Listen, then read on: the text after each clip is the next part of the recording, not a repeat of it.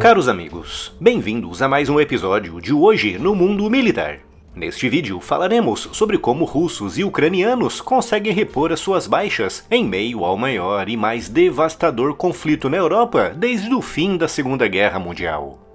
A bota Thunderbell é muito versátil, feita para uso urbano, tático, trilhas e até mesmo como EPI, pois possui CA. Tem um sistema anti-perfuro feito de material balístico, com uma palmilha muito macia e confortável, semelhante a um tênis, e com um solado costurado para maior resistência. O couro no book é fácil de limpar e a bota é ventilada, garantindo conforto. É 100% nacional e vem com 180 dias de garantia contra defeitos de fabricação. Clica agora no link aqui na descrição e use o cupom de desconto para garantir a sua. Em uma guerra, os problemas enfrentados pelas nações envolvidas são inúmeros, mas há um especialmente grave, capaz de decidir a diferença entre a vitória e a derrota. Refiro-me à rotação das tropas e à manutenção de um fluxo constante de combatentes para a linha de frente.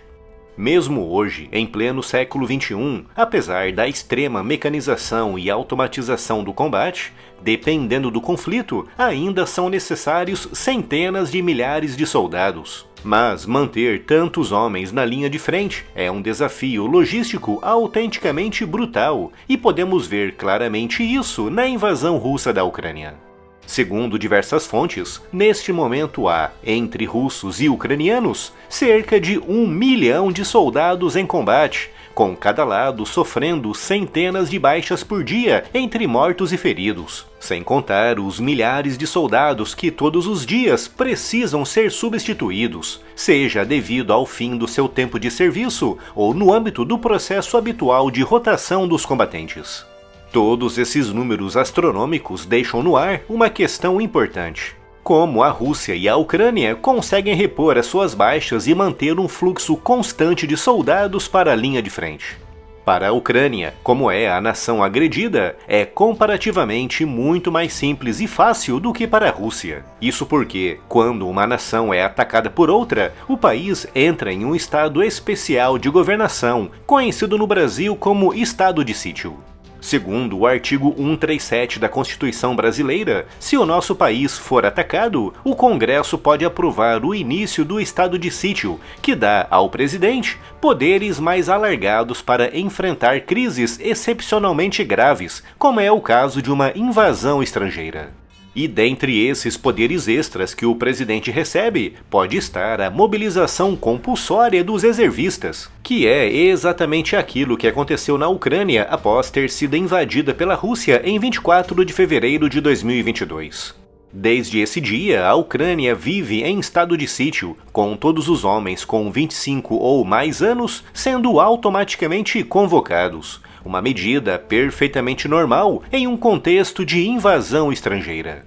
Portanto, para a Ucrânia, é relativamente simples e rápido dispor de soldados para o seu esforço defensivo, já que, na prática, qualquer homem entre os 25 e os 55 anos é elegível para ir para a guerra. O que significa que o governo ucraniano, sempre que necessário, pode ir buscar recursos extras de um gigantesco repositório, composto por um número estimado em cerca de 10 milhões de homens perfeitamente aptos para o combate.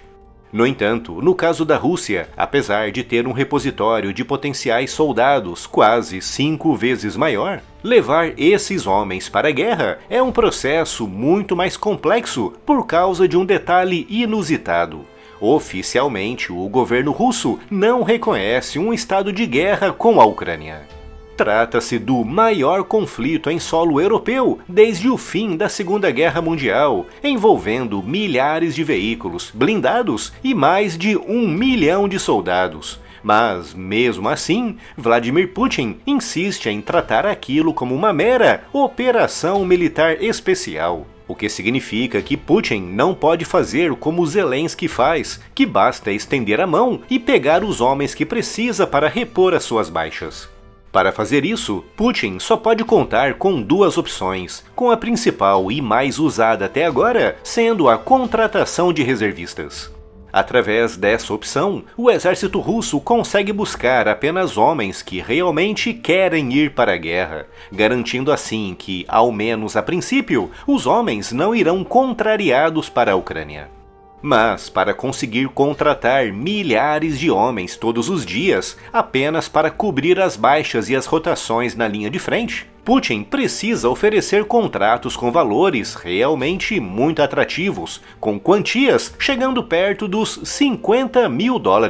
Uma autêntica fortuna para os padrões de vida na Rússia, onde o salário médio anual ronda os $14 mil. Portanto, além do custo relacionado com o transporte, treinamento, comida e equipamentos para os novos soldados, Putin ainda é obrigado a pagar grandes salários e seguros quase milionários para convencer os russos a irem para a guerra. Tudo isso porque, como referi, ele se recusa a reconhecer que a Rússia está em guerra contra a Ucrânia. A segunda opção que Putin tem à disposição para conseguir novos soldados é através da mobilização, algo que ele pode fazer apenas muito esporadicamente pelo fato de, como eu disse, o seu país não estar em estado de guerra.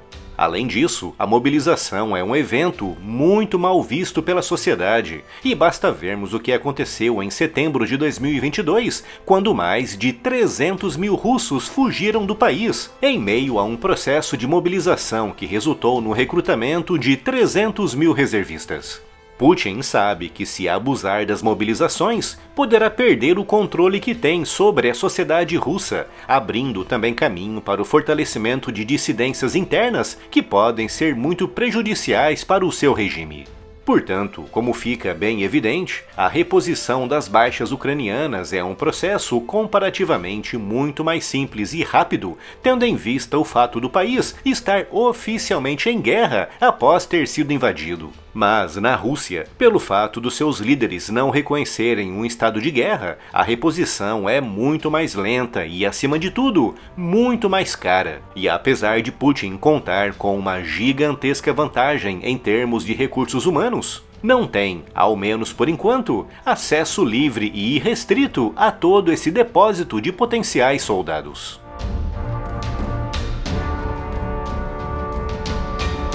E se ainda não está inscrito no canal, inscreva-se já e acione o sino das notificações para não perder nenhuma novidade. Siga as notícias e as novidades do mundo militar também no Spotify. Conteúdos novos em formato podcast todos os dias. Siga-nos por lá e leve o conteúdo do canal para onde você for. É só clicar no link que está aqui na descrição.